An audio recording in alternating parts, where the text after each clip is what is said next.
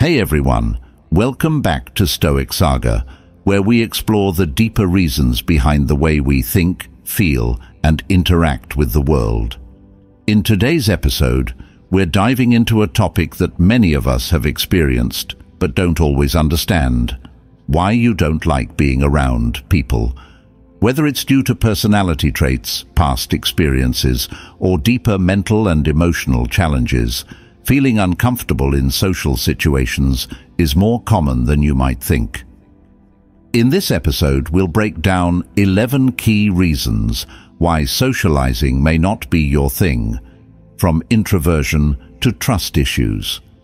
By understanding these reasons, you'll gain insight into your behavior and discover ways to manage social situations more effectively without sacrificing your peace of mind.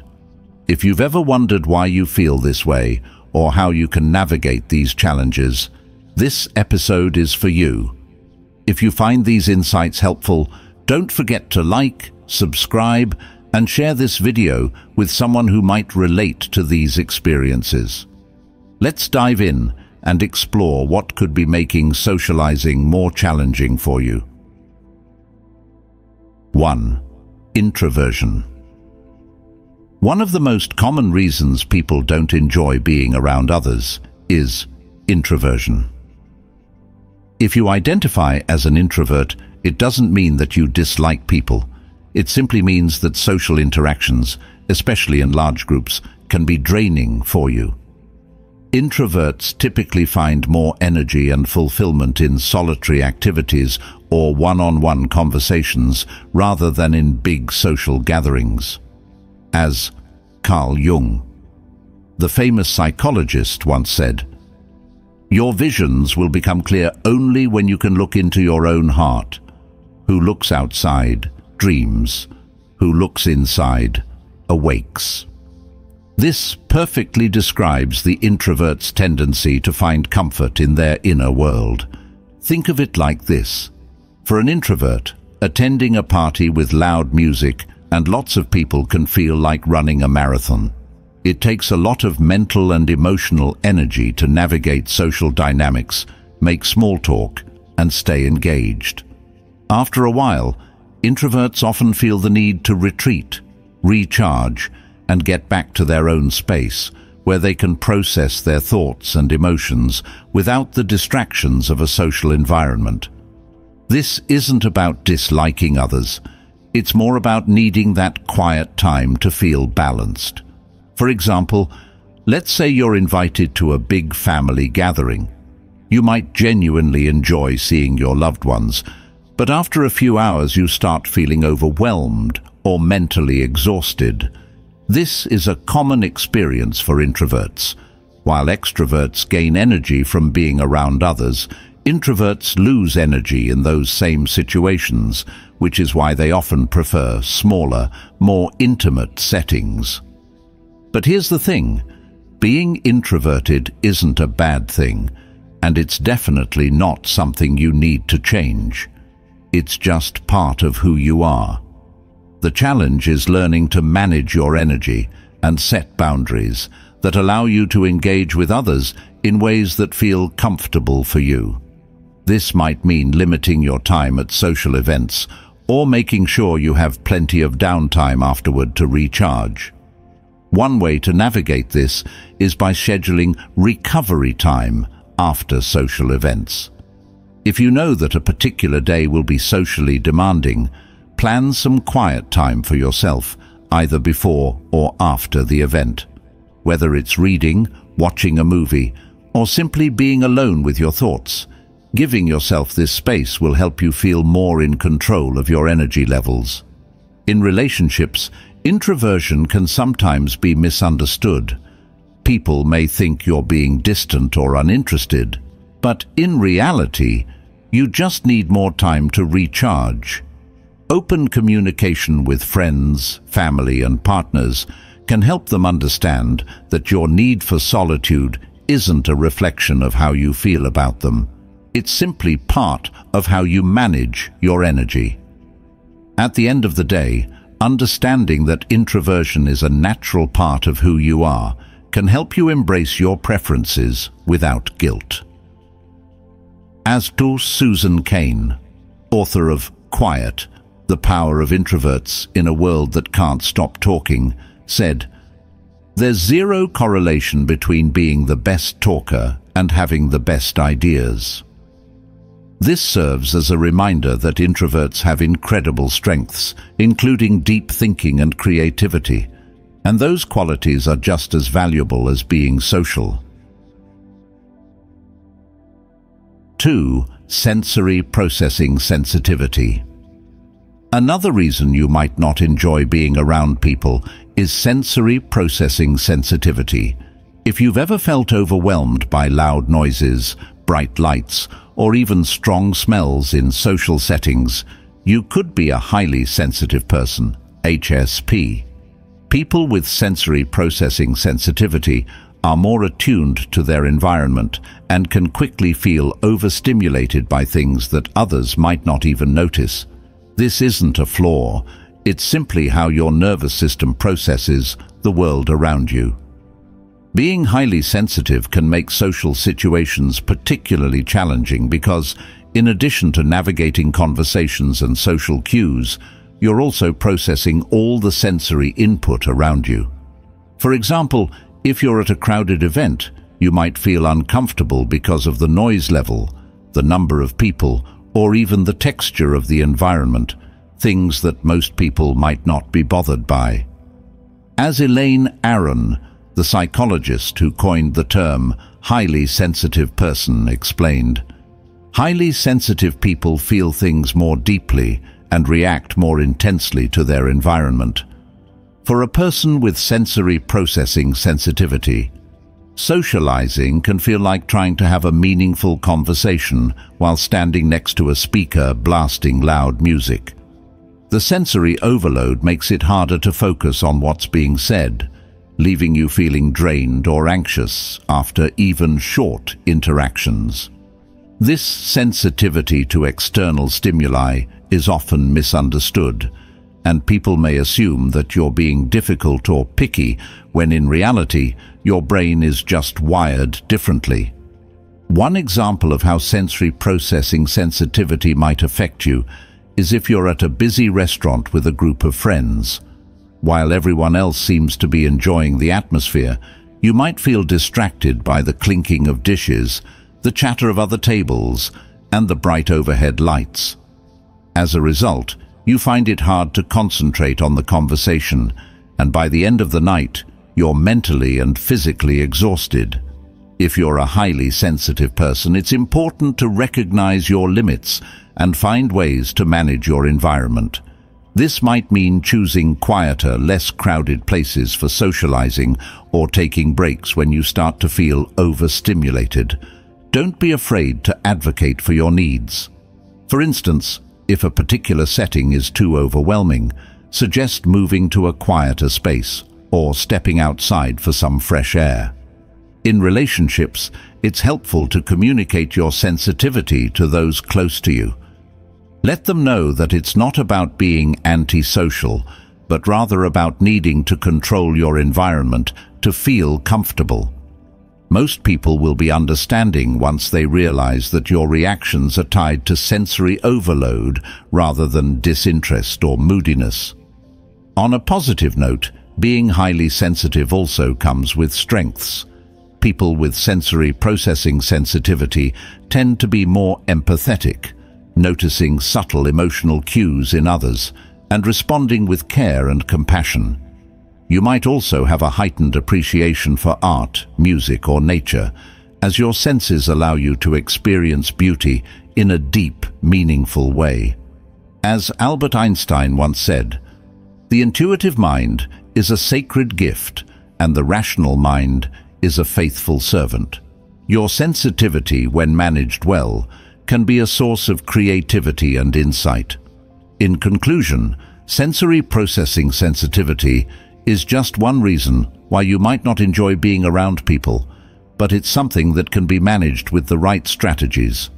By understanding your own limits and making adjustments to your social life, you can find a balance that allows you to engage with others while still protecting your mental and emotional well-being. 3. Above average intelligence. Another reason you might not enjoy being around people is if you have above average intelligence. This doesn't mean that you think you're better than others. It's more about feeling disconnected from typical social conversations and activities. People with higher intelligence often find small talk or superficial interactions unfulfilling, and they crave deeper, more meaningful conversations.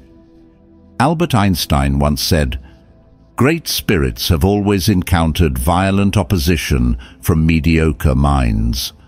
While this might sound a bit harsh, it reflects the reality that people who think deeply or critically about the world often feel out of place in everyday social settings.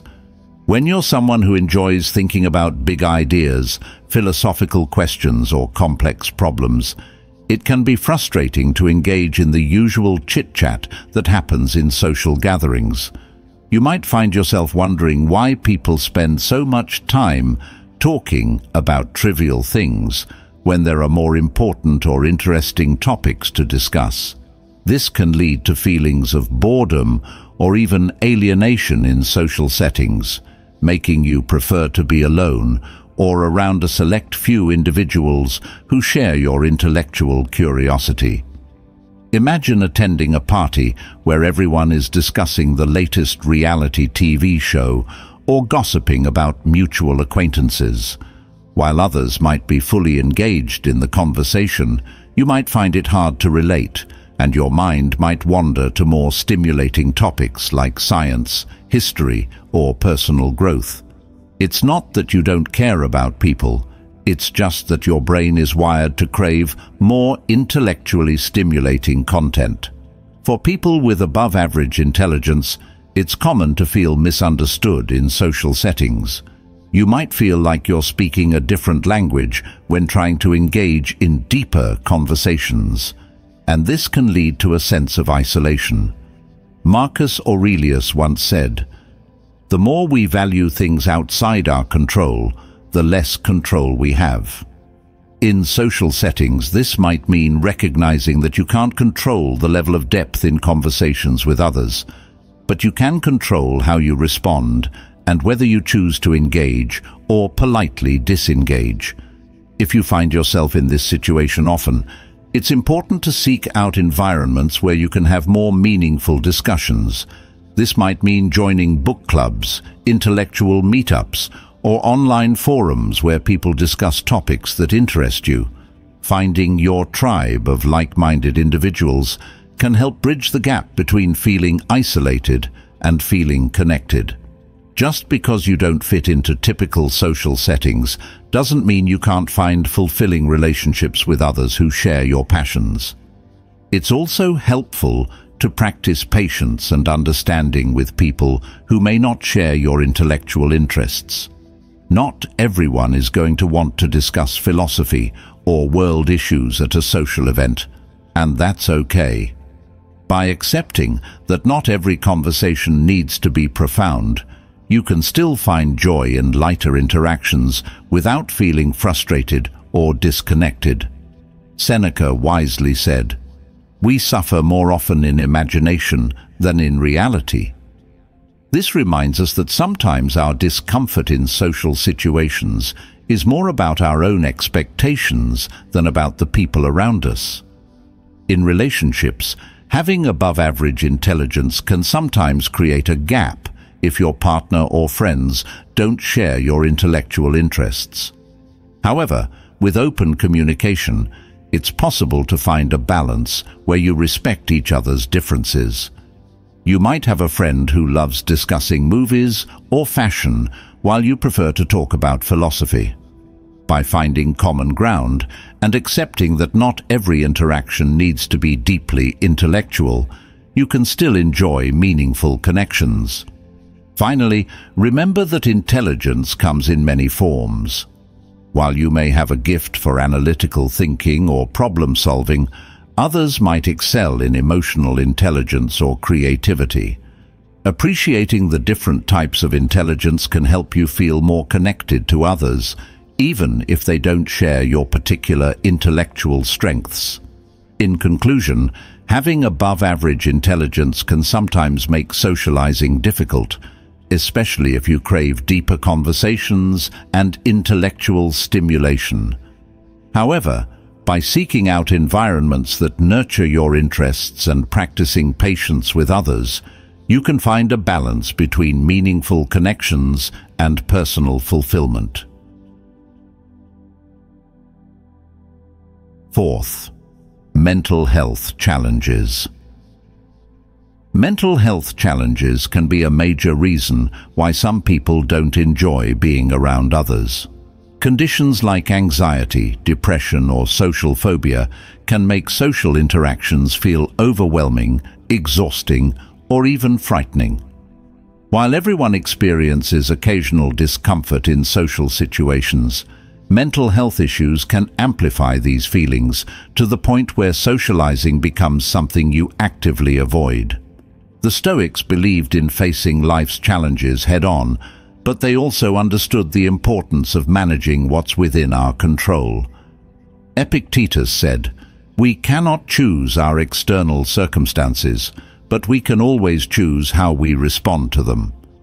For people dealing with mental health issues, managing social anxiety or depression is about learning how to respond to these internal struggles with compassion and self-care. For example, if you experience social anxiety, the mere thought of attending a party or social gathering might trigger feelings of dread or panic. Your mind may start racing with thoughts like, "What if I say something stupid?" or "What if people don't like me?" These thoughts can spiral, leading you to avoid the event altogether, even if part of you wants to attend. The Stoics would encourage you to confront these fears by focusing on what you can control, your actions and your mindset. Marcus Aurelius wrote, "You have power over your mind, not outside events. Realize this, and you will find strength." While it's important to acknowledge your mental health challenges, learning to take small steps toward managing social situations can help reduce anxiety over time. Depression, on the other hand, can make socializing feel like an insurmountable task. When you're struggling with depression, the idea of engaging with others may feel exhausting, and you might find yourself withdrawing from friends and family. In these moments, it's crucial to recognize that isolating yourself can often worsen the symptoms of depression. Seneca said, "It is a rough road that leads to the heights of greatness." This Stoic perspective reminds us that while it's difficult to push through depressive feelings, taking small steps toward connection, whether it's texting a friend or going for a walk with someone, can help break the cycle of isolation. For people dealing with mental health challenges, it's important to remember that socializing doesn't have to follow the traditional model of large gatherings or parties. If being around a lot of people feels overwhelming, you can start by meeting with one close friend or engaging in low-pressure activities like going for a coffee or taking a walk. Finding social situations that feel manageable can help you maintain connections without feeling overwhelmed by the demands of larger social settings. One way to navigate mental health challenges in social situations is by setting boundaries. If you know that spending too much time in a social environment will drain your energy, it's okay to politely excuse yourself when you've reached your limit. You might say, "I've enjoyed this, but I need to head out to recharge."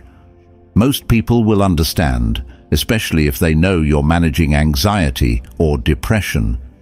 Another important aspect of managing mental health challenges in social situations is practicing self-compassion. It's easy to get frustrated with yourself if you feel like you're not keeping up with others socially. But Stoicism teaches us to be patient with ourselves. Epictetus said, "No great thing is created suddenly, any more than a bunch of grapes or a fig. If you tell me that you desire a fig, I answer that there must be time. This means that healing and progress take time, and you should be gentle with yourself during this process. It's okay to take small steps and celebrate even the smallest victories, like attending a short event or reaching out to a friend. In relationships, mental health challenges can sometimes create misunderstandings, especially if your loved ones don't fully understand what you're going through. Open communication is key. Let your friends and family know when you need space, but also make an effort to explain that your need for space isn't a reflection of how you feel about them. It's about managing your mental well-being. Most people will appreciate the honesty and will be more understanding when you set these boundaries. It's also important to seek support when needed, whether through therapy, support groups, or talking with trusted friends. Having a support system in place can make social interactions more manageable. You don't have to face mental health challenges alone, and getting the help you need is a sign of strength, not weakness. The Stoics believed in the value of community and the importance of seeking guidance when necessary. Seneca said, "The greatest wealth is a poverty of desires." In this context, it can mean that finding peace within yourself through understanding and support is more valuable than external success or approval.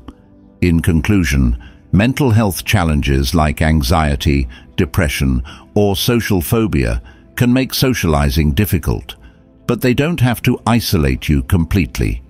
By setting boundaries, practicing self-compassion, and seeking support, you can find ways to navigate social situations in a way that feels more comfortable and manageable. 5. Aspergers Syndrome. Another reason some people may not enjoy being around others is Aspergers Syndrome, a condition that falls under the autism spectrum.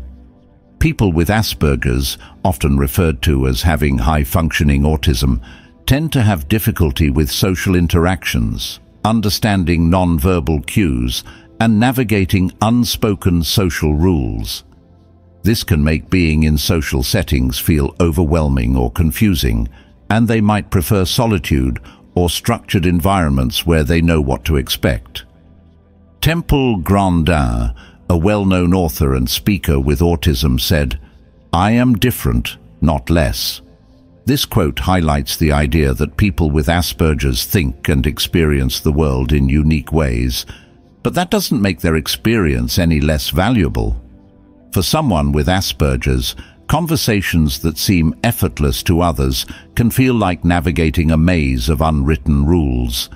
They might struggle with reading facial expressions, body language, or tone of voice, making it harder to understand how others are feeling or what they're expecting in a conversation. This can lead to awkward interactions, misunderstandings, or feelings of isolation. It's not that people with Asperger's dislike socializing, they simply experience it differently and might find it more challenging to engage in casual, unstructured conversations. One example of how Asperger's can affect socializing is in group settings. Imagine being at a party where everyone is chatting in small groups, switching topics quickly, and using a lot of subtle social cues like facial expressions or inside jokes. For someone with Asperger's, trying to keep up with the flow of conversation can feel overwhelming, and they might find it hard to jump into discussions or know when it's their turn to speak. This can lead to feelings of frustration or exhaustion, making them prefer to avoid social situations altogether. People with Asperger's often prefer direct communication and structured interactions. They might do better in one-on-one conversations or activities that have clear rules and expectations, like a book club or a hobby group, where the focus is on a shared interest rather than free-flowing conversation. In these settings, they can engage more comfortably without the pressure of navigating complex social dynamics. It's important to note that Asperger's also comes with many strengths. People with Asperger's often have deep focus, strong attention to detail, and intense passion for their interests. These qualities can make them excel in areas like science, art, or technology. Albert Einstein is often thought to have had traits associated with Asperger's, and his ability to focus deeply on complex problems is a testament to the unique strengths that come with this condition. In relationships, people with Asperger's might struggle with expressing emotions in the ways that others expect. This doesn't mean they don't care deeply. It just means they express their feelings differently. For example, someone with Asperger's might show love by doing practical things for their partner, like fixing something around the house, rather than expressing it verbally. Understanding and accepting these differences in communication can help bridge gaps in relationships. For people with Asperger's, finding social settings that align with their strengths and preferences is key. They might feel more comfortable in environments where there's a shared focus, like volunteering for a cause they care about or participating in a structured event where social interactions are predictable. It's also helpful for them to communicate their needs to friends and family. Letting others know that certain social situations can be overwhelming allows for more understanding and flexibility. Additionally, therapy or social skills training can be beneficial for people with Asperger's. These programs can help them develop strategies for navigating social situations more comfortably, such as learning how to read social cues or practicing conversational skills. However, it's also important for those around them to respect their need for space and to avoid pressuring them into social settings that feel too intense. In conclusion, Asperger's syndrome can make social interactions feel challenging or exhausting, but it also comes with unique strengths. By finding environments that align with their preferences, seeking support when needed, and practicing open communication with loved ones, people with Asperger's can navigate social situations in ways that feel more manageable and fulfilling. As Temple Grandin reminds us, being different doesn't mean being less. It simply means seeing the world through a unique and valuable lens. 6. Low self-esteem. Low self-esteem can be a major reason why some people avoid being around others. When you struggle with how you see yourself, social interactions can become overwhelming. You might feel like you're not good enough, smart enough, or interesting enough, and this can lead to constant worry about how others perceive you. The Stoics believed in focusing on inner strength and self-worth, rather than relying on external validation. Epictetus said, "Man is not worried by real problems so much as by his imagined anxieties about real problems." This reminds us that often the insecurities we carry are more about our perceptions than the reality of how others see us. For someone with low self-esteem, the fear of judgment or rejection can be crippling. You might constantly second-guess yourself, worrying that others will criticize you or that you'll say something wrong. These thoughts can create a mental loop that keeps you from fully engaging in conversations or social events. Instead of enjoying the moment, you're trapped in your head, analyzing every word you say and every response you get. This can make socializing feel like a test you're constantly failing, even when others aren't judging you nearly as harshly as you're judging yourself. One example of how low self-esteem can affect social interactions is in group settings. Imagine you're in a meeting at work and you have an idea to share. Instead of speaking up, you might hesitate, thinking, "What if it's a bad idea? What if everyone thinks I'm stupid?" This hesitation can lead to missed opportunities and reinforce the belief that you're not capable of contributing meaningfully. Over time, these patterns of thought can make you avoid group settings altogether because they feel too risky for your self-esteem. Low self-esteem can also lead to avoiding close relationships out of fear that others will see your flaws. You might keep people at a distance thinking, if they really got to know me, they wouldn't like me. This self-protective mechanism keeps you from forming deeper connections, but it also keeps you from experiencing the joy and support that come with close friendships and relationships. Marcus Aurelius said, "The opinion of 10,000 men is of no value if none of them know anything about the subject." This can be applied to self-worth. Often, we worry too much about what others think, even though their opinions don't define our value. Improving self-esteem is a gradual process, but it starts with changing how you talk to yourself. The Stoics taught the importance of inner dialogue and self-reflection. Seneca said, "No man is more unhappy than he who never faces adversity, for he is not permitted to prove himself." This means that challenges, including social interactions, are opportunities to prove to yourself that you're capable and worthy. Instead of avoiding them, face them with the understanding that making mistakes or feeling uncomfortable is part of the process of growth. Another way to combat low self-esteem in social situations is to focus on the value you bring to the table. Instead of worrying about how others perceive you, ask yourself, what can I contribute to this conversation or situation? Shifting your mindset from one of self-criticism to one of contribution can help you feel more confident and engaged. For example, if you're at a social event, instead of worrying about saying the wrong thing, focus on being a good listener or asking thoughtful questions. This takes the pressure off of you and shifts your attention to connecting with others. In relationships, low self-esteem can lead to a cycle of self-sabotage. You might push people away, thinking that they'll eventually reject you anyway. Or you might cling too tightly, seeking constant reassurance because you don't believe in your own worth. It's important to recognize these patterns and work on building a healthier sense of self. Therapy, self-help books, or simply practicing self-affirmation can help you start to see your value more clearly. One technique that can help is using a gratitude journal, but instead of listing things you're grateful for externally, list qualities about yourself that you're proud of.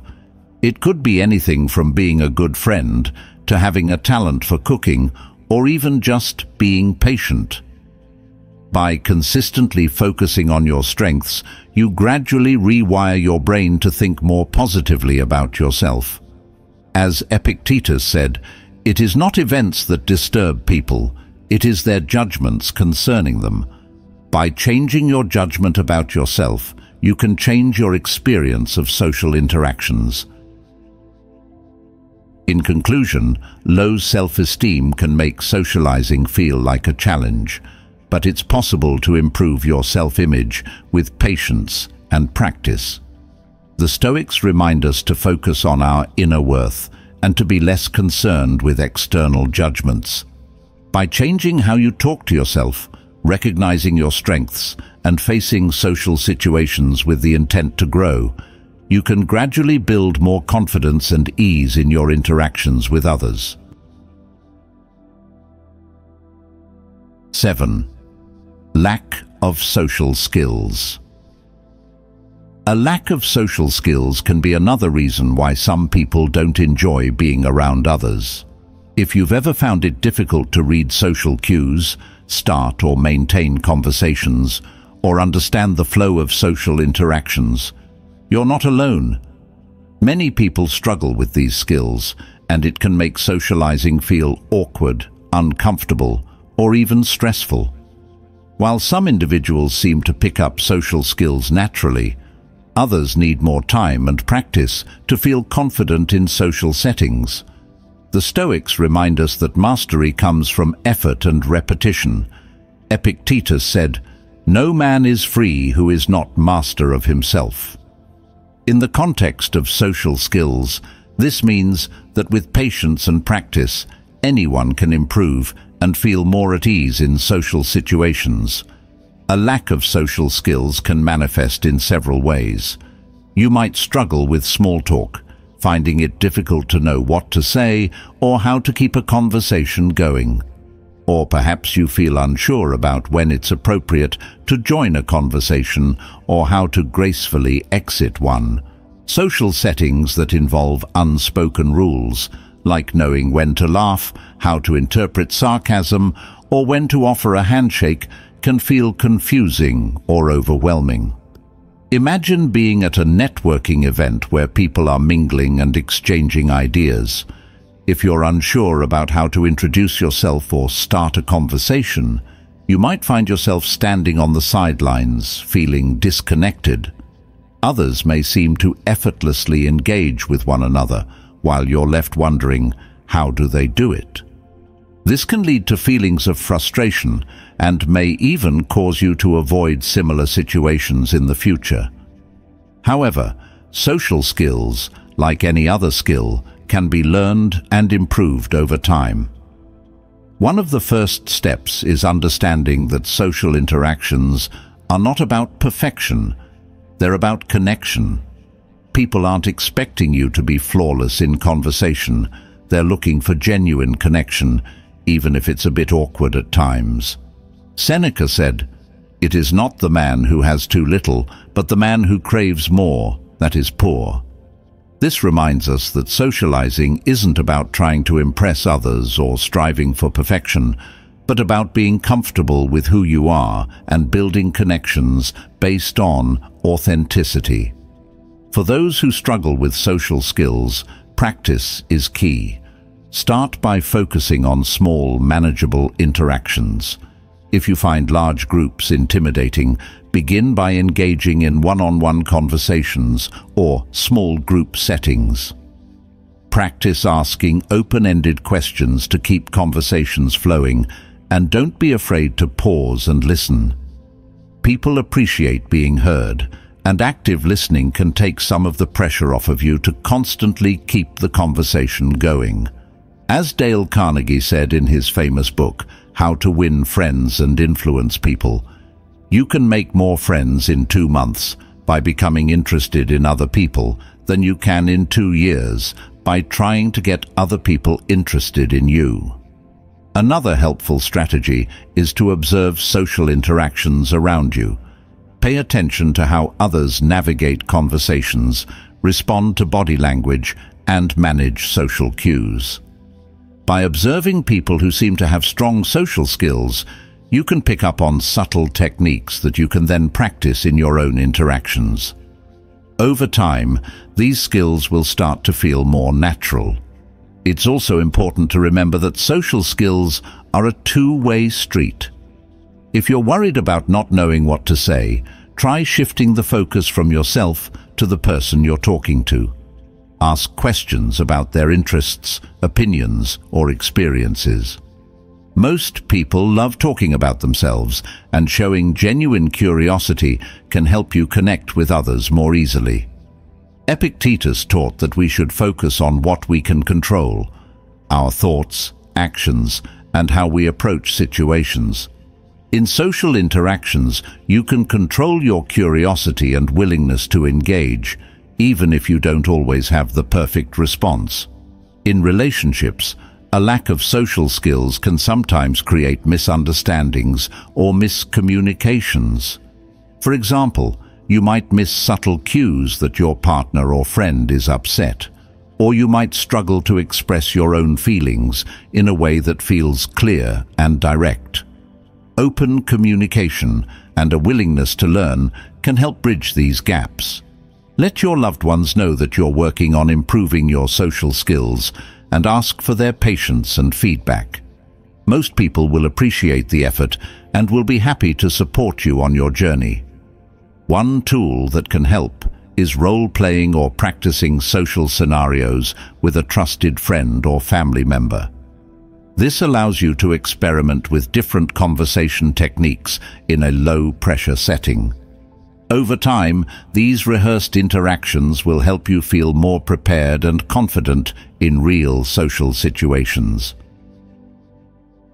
In conclusion, a lack of social skills can make socializing feel challenging, but with practice, observation, and a focus on connection over perfection, you can improve your abilities and feel more comfortable in social settings. The Stoics remind us that mastery is a process, and by taking small steps and learning from each interaction, you can gradually build the confidence and skills needed to engage more fully with others. 8. Stress-induced social avoidance. Stress-induced social avoidance is another reason why some people prefer to stay away from others. When life gets overwhelming, the idea of interacting with people can feel like an additional burden, rather than something enjoyable. Stress, whether from work, personal issues, or health problems, can make social situations feel exhausting, leading you to avoid them altogether. The Stoics emphasized the importance of managing stress and focusing on what is within our control. Seneca said, "We suffer more often in imagination than in reality." This means that a lot of the stress we experience comes from our thoughts about a situation rather than the situation itself. When you're stressed, even the simplest social interactions can seem like too much to handle. When you're dealing with high levels of stress, your body and mind go into survival mode. In this state, your brain is focused on handling immediate threats or pressures, leaving little energy for casual socializing. You might find that after a long day at work or dealing with personal challenges, the last thing you want to do is go to a social gathering or engage in conversation. It's not that you don't care about the people in your life, but the stress takes over, making socializing feel like just another task on a long list of responsibilities. For example, imagine you're facing a major work deadline. You're already feeling stretched thin, and then a friend invites you to a get-together. While you might normally enjoy spending time with your friend, in this moment, the thought of having to be on and engage in conversation feels overwhelming. You might start thinking, "I just don't have the energy for this right now," and decline the invitation. This kind of avoidance can become a habit, especially when stress becomes a constant presence in your life. Social avoidance due to stress can also create a cycle. The more you avoid social situations, the more isolated you may feel, which can increase feelings of stress and anxiety. It's important to recognize when stress is driving your social behavior and to find healthy ways to manage it. Marcus Aurelius wrote, "If you are distressed by anything external, the pain is not due to the thing itself, but to your estimate of it. And this you have the power to revoke at any moment." This Stoic teaching reminds us that we have the power to reframe our thoughts about stress and how it affects our social life. One way to combat stress-induced social avoidance is by setting realistic expectations for yourself. If you know that certain social events will be draining, it's okay to limit your time there or to say no if it feels like too much. Instead of feeling guilty for not attending every social function, recognize that taking care of your mental health is a priority. You can still stay connected with friends and family in smaller, less demanding ways, such as sending a message or having a quick phone call when you have the energy. Another helpful strategy is to engage in stress-reducing activities before or after social interactions. This could be anything from going for a walk, practicing deep breathing, or meditating. By calming your mind and body, you can make social situations feel less overwhelming. The Stoics were big advocates of self-reflection and mindfulness. Epictetus taught, "Make the best use of what is in your power, and take the rest as it happens." This means focusing on what you can control, your stress levels, your mindset, and letting go of what you can't control, like the demands of others. In relationships, stress-induced social avoidance can sometimes create misunderstandings. Your loved ones might think you're pulling away because you don't care about them, when in reality, you're just overwhelmed and need some time to recharge. Open communication is key. Let your friends and family know that stress is affecting your ability to socialize and that it's not a reflection of your feelings toward them. Most people will appreciate the honesty and be more understanding of your need for space. It's also important to address the root cause of your stress. If work or personal issues are consistently making it hard for you to engage with others, it might be time to reassess your priorities or seek support. Therapy, coaching, or simply talking to a trusted friend can help you find ways to manage stress more effectively, so it doesn't spill over into your social life. In conclusion, stress-induced social avoidance is a common issue that many people face, especially in today's fast-paced world. While it's important to recognize when stress is causing you to withdraw from social situations, it's also essential to find healthy ways to manage that stress so it doesn't lead to long-term isolation. By setting boundaries, practicing stress reduction techniques, and communicating openly with loved ones, you can find a balance between taking care of yourself and staying socially connected. 9. Traumatic experiences. Traumatic experiences can significantly impact how you feel about being around people. If you've experienced trauma, especially in social or relational contexts, it's completely understandable that you might avoid certain interactions or groups of people. Trauma, whether it's from past relationships, abuse, bullying, or any other deeply hurtful experience, can leave emotional scars that make you more cautious and withdrawn in social settings. The Stoics believed in confronting adversity with courage, but they also understood the importance of healing and growth. Seneca said, "Sometimes even to live is an act of courage." This quote is particularly meaningful when dealing with trauma because it recognizes that simply showing up and facing the world can be a brave act. Trauma can cause you to develop a heightened sense of alertness, always on guard for potential threats, even in situations where none exist.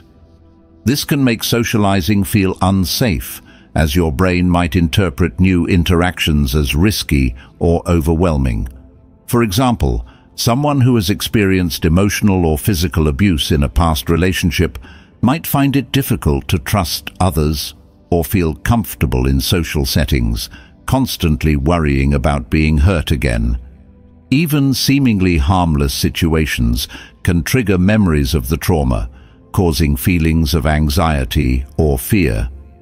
One common result of trauma is hypervigilance, where you're constantly scanning your environment for signs of danger. In a social context, this might mean feeling on edge in crowds or group gatherings, always anticipating conflict or judgment. This state of hyper-awareness can be exhausting, making you prefer isolation or only interacting with a very small, trusted circle of people. Epictetus taught that our suffering comes not from events themselves, but from how we interpret them. While this is true, it's also important to acknowledge that trauma changes how we interpret the world, and healing is a gradual process. For someone who has experienced trauma, even well-meaning social interactions can feel overwhelming. You might find yourself avoiding events like parties, family gatherings, or even casual coffee dates because they remind you of past situations where you felt vulnerable or unsafe. This avoidance isn't about disliking people. It's about protecting yourself from emotional pain. An example of this might be someone who was bullied in school. Even as an adult, they might find it difficult to join group settings like office parties or team-building activities because they associate groups with the bullying they endured. The fear of being judged, ridiculed, or excluded can linger long after the actual bullying has stopped, shaping how they navigate social situations for years to come. The Stoics believed in the importance of facing challenges, but they also valued self-awareness and growth. If trauma is keeping you from engaging with others, it's important to give yourself permission to heal at your own pace. Trauma is not something you just get over. Healing requires time, patience, and sometimes professional support. Marcus Aurelius said, "The impediment to action advances action. What stands in the way becomes the way." This Stoic wisdom teaches that even the challenges we face, like trauma, can become the path to our growth, but only if we approach them with care and self-compassion. One way to start healing from trauma and feel more comfortable in social situations is by seeking therapy or counseling. Trauma therapy, such as cognitive behavioral therapy, CBT, or EMDR, eye movement desensitization and reprocessing, can help reframe traumatic memories and reduce the emotional charge they carry. By working through the trauma, you can begin to rebuild trust in yourself and others, allowing you to slowly re-engage with social life. In relationships, trauma can sometimes lead to misunderstandings, especially if the people around you aren't aware of your history. You might be more guarded or hesitant to form close connections, and this can be misinterpreted as disinterest or coldness. Open communication can help. Letting your friends or partner know that you're working through trauma can create a space of understanding where they can offer support without pushing you beyond your limits. It's also helpful to set boundaries in social situations. If certain environments trigger your trauma, it's okay to avoid them or to limit your time there. You don't need to force yourself into uncomfortable situations just to fit in. Instead, focus on creating safe spaces for yourself where you feel more in control. For example, you might choose to meet with a close friend one-on-one instead of going to a large party, or you might attend social events for a shorter period of time, giving yourself the freedom to leave when you need to. In conclusion, traumatic experiences can make being around people feel difficult or even terrifying, but healing is possible. The Stoics remind us to approach our struggles with courage and self-compassion. By seeking support, setting boundaries, and giving yourself the time to heal, you can begin to re-engage with social life in a way that feels safe and manageable. Remember, healing is not linear, and it's okay to take small steps toward rebuilding your trust in others. 10. Fear of intimacy. Fear of intimacy can be a significant reason why some people don't like being around others. When you fear intimacy, it's not just about romantic relationships. It can also affect friendships and family connections. The fear of getting close to someone, whether emotionally or physically, can stem from past experiences of hurt, rejection, or betrayal. The Stoics teach us the importance of self-awareness and facing our fears, but they also recognize the complexity of human relationships. Seneca said, "We are more often frightened than hurt, and we suffer more in imagination than in reality." This fear of intimacy is often rooted in the imagination, where we anticipate being hurt again, even if the present situation is safe. For someone who fears intimacy, getting too close to others feels risky because it opens up the possibility of being vulnerable. Letting people in means allowing them to see your flaws, insecurities, and past wounds. You might worry that once someone sees the real you, they won't like what they find, leading to rejection or abandonment. To protect yourself, you might keep others at a distance, avoiding deeper emotional connections. This can lead to a pattern of superficial relationships or even isolation, where you avoid socializing altogether to prevent any potential emotional pain. One example of how the fear of intimacy manifests is in friendships. You might have acquaintances or casual friends, but as soon as the relationship starts getting deeper, where personal stories or emotions are shared, you begin to pull away. You might cancel plans, stop returning texts, or simply create emotional distance by not sharing much about yourself. This avoidance of closeness protects you from potential rejection, but it also prevents you from experiencing the joy and support that come with deep, meaningful connections. Fear of intimacy can also be tied to past trauma, such as emotional or physical abuse, infidelity, or abandonment. If you've been hurt by someone you trusted, it makes sense that you would be cautious about letting others get close to you again. The pain of betrayal or rejection can leave emotional scars that take time to heal. Epictetus taught that while we cannot control others' actions, we can control how we respond to them. This means that while you may have been hurt in the past, your response today can be one of cautious openness rather than complete withdrawal. The Stoics believed in the importance of building strong relationships, but they also understood that these relationships should be based on mutual respect and virtue. Marcus Aurelius wrote, "Accept the things to which fate binds you, and love the people with whom fate brings you together, but do so with all your heart." This Stoic wisdom encourages us to engage in relationships fully and authentically, even if there's a risk of being hurt. It reminds us that true intimacy, whether in friendships, family relationships, or romantic partnerships, requires vulnerability and trust. Overcoming the fear of intimacy doesn't happen overnight.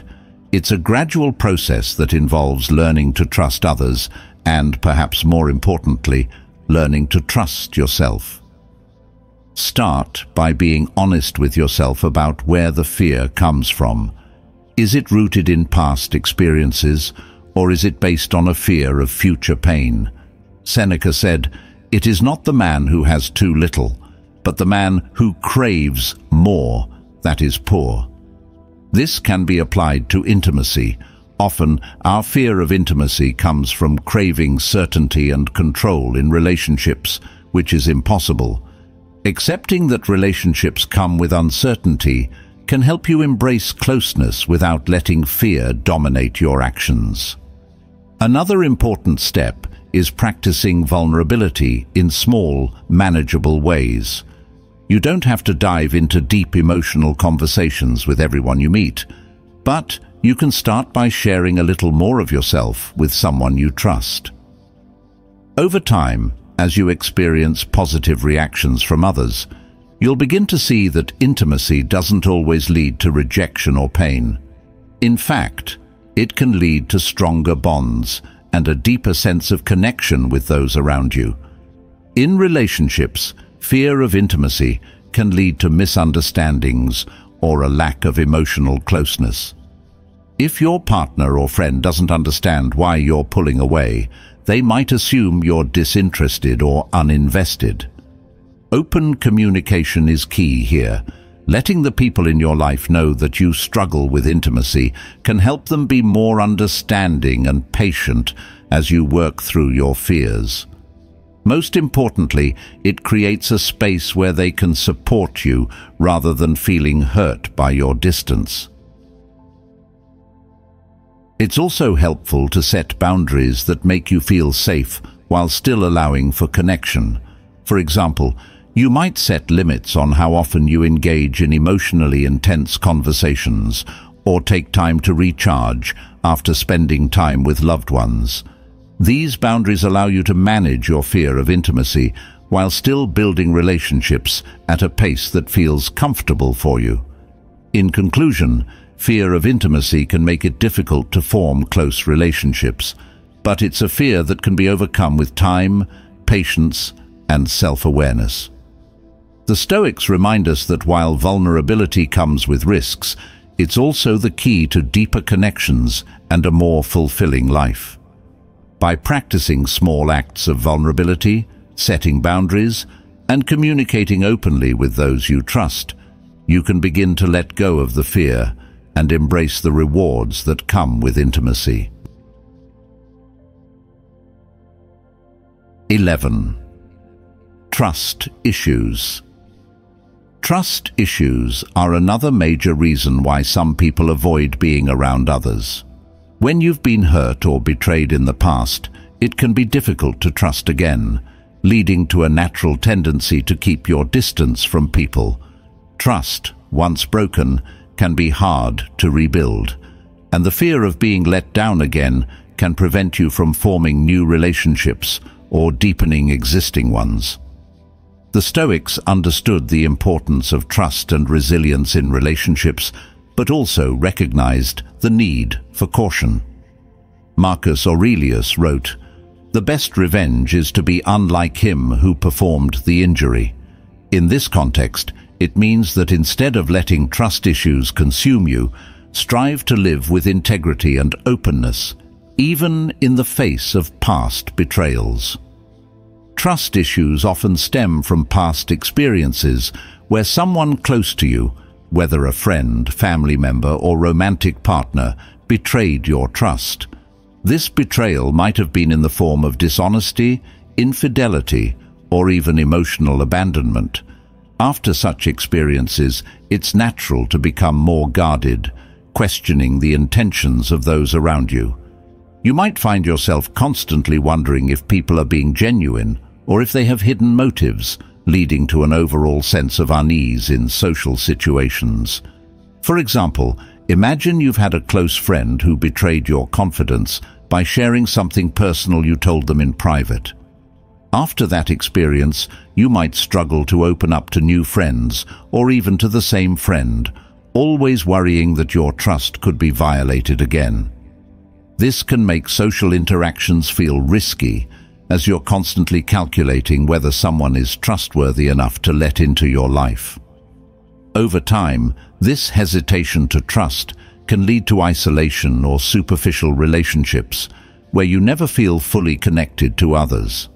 Trust issues can manifest in a variety of ways. You might find yourself overly critical of others, looking for signs that they're not being truthful or loyal. Alternatively, you might avoid close relationships altogether, preferring to stay on the surface in social interactions rather than risking the emotional investment required for deeper connections. While this approach might protect you from future hurt, it can also prevent you from experiencing the positive aspects of trust, such as support, love, and companionship. The Stoics believed in facing challenges with courage, and trust is no exception. Epictetus said, "It is impossible for a man to learn what he thinks he already knows." This means that when you approach life with the assumption that everyone will eventually betray you, you close yourself off to the possibility of building genuine, trustworthy relationships. While it's important to be cautious and discerning, living in constant suspicion prevents you from experiencing the fullness of human connection. One way to start rebuilding trust is by setting small, achievable goals for yourself in relationships. Instead of expecting yourself to trust others fully right away, focus on developing trust in small steps. For instance, you might start by sharing a minor personal detail with a new friend and observing how they handle it. If they respect your confidence, you can gradually build more trust over time. This approach allows you to protect yourself while also giving others the opportunity to prove that they are trustworthy. It's also important to acknowledge that not everyone will betray your trust. The Stoics remind us that while people are fallible, they are also capable of great goodness. Seneca said, He who is brave is free. This Stoic wisdom teaches that it takes bravery to trust others, but that this courage can also set you free from the fear of betrayal. By practicing discernment, trusting people who have shown themselves to be reliable while being cautious with those who haven't, you can begin to rebuild your confidence in relationships. In relationships, trust issues can cause misunderstandings or conflict, especially if your partner or friends don't understand why you're so guarded. Open communication is essential.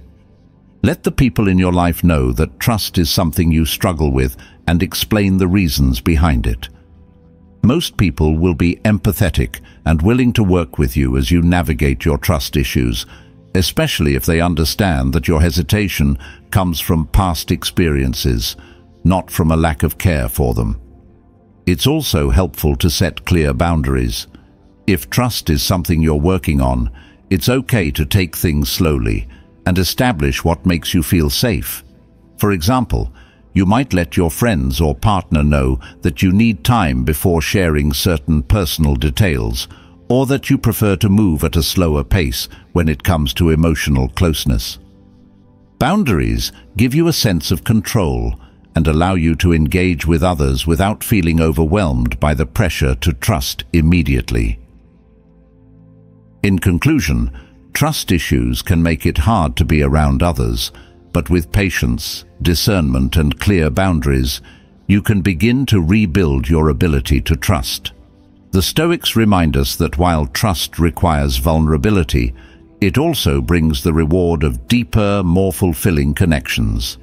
By taking small steps toward trust and practicing open communication, you can protect yourself while also allowing for the possibility of genuine, meaningful relationships.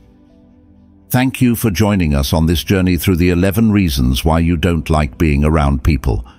I hope these insights helped you better understand your own tendencies and gave you some ideas on how to manage social situations in a way that feels more comfortable and authentic to you.